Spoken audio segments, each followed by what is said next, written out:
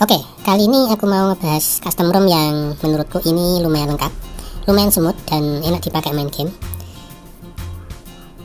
Gerakannya itu gesit banget ya, bahkan aku gerakin gini sampai dia nggak terlihat saking gesitnya gitu. Kita menuju ke setting buat lihat di about phone dulu. Ini sudah Android 11 dan ini adalah Superior Excalibur ya. Versinya berapa kemarin aku agak lupa, dan kernel bawaannya dia pakai West Coast Superfast ya. Sebetulnya bukan yang ini ya, bukan yang ini untuk kernelnya, dan ini sudah aku ganti West Coast yang terbaru. Hasilnya nanti bakalan kita liatin di tes Antutu sama CPU throttlingnya ya, dua-duanya. Kita bahas dulu di bagian kameranya. Ini untuk kameranya ada kamera Go ya. Kalau untuk kamera Go ini nggak usah kita bahas terlalu dalam, kamera Go ya gitu-gitu aja, soal fiturnya yang ya minimalis banget. Di bagian video pun juga gitu, nggak ada pilihan yang berarti ya. Untuk hasilnya juga biasa aja, jadi abaikan aja. Jadi kita langsung aja cek di bagian dalamnya. Pertama di bagian bloatware-nya atau aplikasi bawaannya itu ya, selain kamera ada juga galeri Google ya, dan ini aku nggak begitu suka sama galeri Google. Kemudian di bawahnya ada aplikasi wallpaper namanya Superior Walls, seperti ini tampilannya. Untuk sebelah kanan nanti diminta download gitu ya, tapi ini kok nggak muncul, sudah aku cek padahal aku pakai wifi ya, ini nggak muncul sama sekali dari tadi. Ya udah abaikan aja, cuman 3 ini sih yang untuk aplikasinya yang nggak aku suka ya. Kemudian untuk Magisnya di sini kita coba cek dulu safety netnya, dan bisa tercentang biru semua ya, jadi untuk safety net aman. Sekarang kita langsung masuk ke bagian dalamannya buat lihat di pengaturan settingnya. Ini aku pakai dark mode. Kalau misalkan nggak pakai dark mode, hasilnya seperti ini kalau nggak pakai dark mode ya.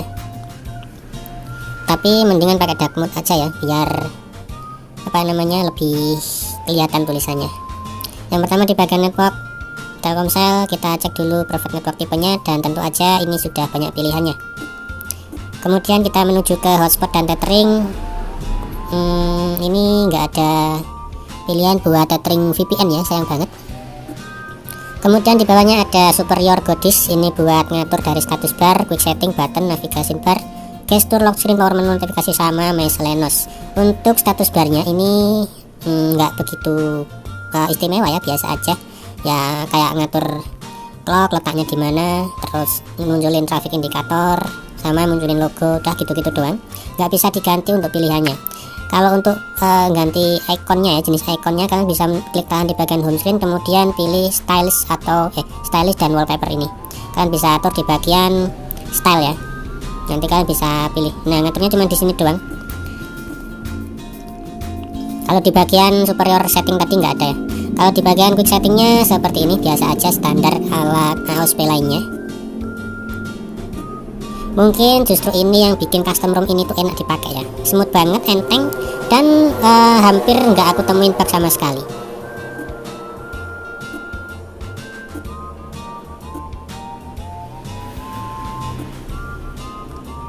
Di bagian miscellaneous biasanya kan ada gaming mode ya, tapi ini malah justru nggak ada.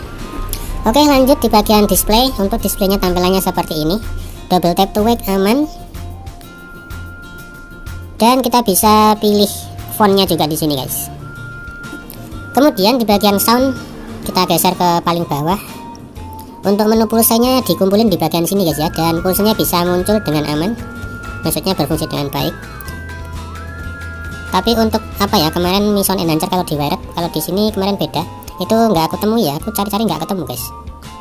Untuk penggunaan baterai seperti ini, tinggal klik aja. Penggunaan baterai menurutku normal-normal aja, nggak ada boros-borosnya atau nggak kerasa boros gitu. Kemudian untuk security, support pin, fingerprint, face unlock, ada app locker sama smart lock juga. Terus di bagian encryption dan kredensial, tentu aja ini encrypted ya. Jadi memang kalau misalkan mau gonta-ganti custom ROM di Mojito itu harus harus web data juga, web internal juga ding, biar ya pokoknya ini sistemnya dynamic partition ya. Jadi kalian bisa google aja apa itu dynamic partition. Yang jelas beda sama Redmi Note 5 atau generasi sebelumnya, maksudnya generasi sebelum Mojito ini. Kemudian di bagian storage kita cek di internal ya, internalnya kemakan 19 GB, tapi kayaknya biasanya 18 GB-an ya, tapi ini udah kemakan 19 GB aja.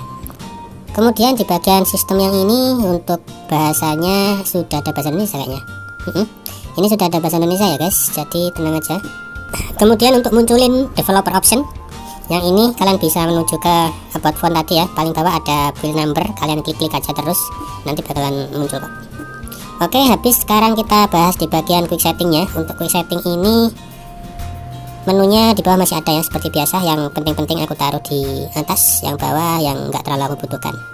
Yang pasti sudah ada screen recorder yang sekarang lagi aku pakai. Kemudian apalagi ya, nggak ada game mode sih soalnya, cuman kayak gini doang tampilannya, kalian bisa lihat sendiri. Terus sekarang kita coba aktifin hotspot sama wifi secara berbarengan ya, dan ternyata keduanya bisa jalan bareng, aman, nggak ada masalah, dan icon di bagian status bar itu muncul semua.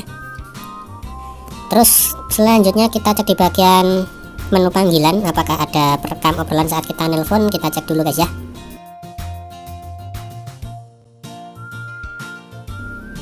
Oke, ternyata nggak ada fitur buat merekam obrolan saat kita nelpon. Waduh, ini sayang banget ya. Sekarang kita cek di bagian skor AnTuTu sama CPU throttling ya. Di sini masih pakai kernel bawaannya, West Coast juga kernel bawaannya, cuman ini yang versi agak sebelumnya ya. Yang bawaan dapat CPU throttling segini guys. Menurutku ini udah lumayan stabil ya, dapat segini. Terus CPU throttlingnya CPU top. Terus untuk AnTuTu benchmarknya dapat 222, hampir 223, kurang dikit ya, anggap aja 223. Kemudian kernelnya aku ganti yang West Coast versi terbaru, super fast juga. Itu AnTuTu-nya dapat sekitar 223. Jadi mirip banget ya, beda tipis banget. Tuh, malah kepencet. Dengan rinciannya seperti ini guys. Terus waktu aku tes di CPU throttlingnya itu dapat kayak gini ya. Ini yang terbaru, tapi lebih mending yang terbaru sih kayaknya. Dia habis turun tuh masih mau naik lagi ya, nggak turun-turun terus. Lebih stabil, pantesan ini dipakai enak banget. Ya wes, mungkin gitu aja ya untuk review kali ini. Buat yang pengen request, mau ngoreksi barangkali ada yang keliru, atau mau cuap-cuap apa aja, mau nanya-nanya, silahkan tulis di kolom komentar guys. Mohon maaf kalau ada salah-salah kata dalam penyampaian. Bang Kendul pamit undur diri dan kita bakal ketemu lagi di next video. See you, bye bye.